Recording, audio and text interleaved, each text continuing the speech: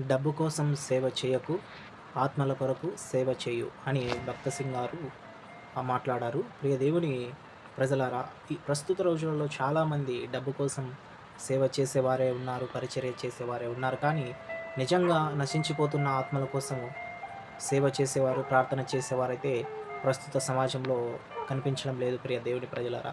అందుకే దేవుని వాక్యం సెలవిస్తుంది, మీరు దేవునికిని సిరికిని దాసులై ఉండనేరరు అని. డబ్బుకు దాసులైన వారు దేవునికి దాసులుగా ఉండలేరు. డబ్బనేది ఒక సాతాను లాంటిది.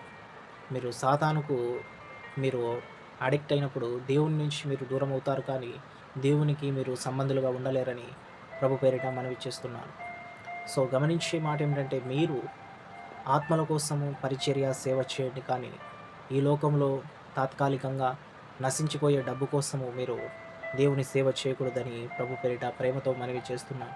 ప్రభు పేరిట మిమ్మల్ని అడిగేదేమిటంటే, లేని వారిని మీరు జ్ఞాపకం చేసుకొని అలాంటి వారికి మీరు సహాయం చేయగలరు. సహాయం చేసి మీరు ప్రభు దీవెనలు పొందగలరని ప్రభు పేరిట మనవి చేస్తున్నాను.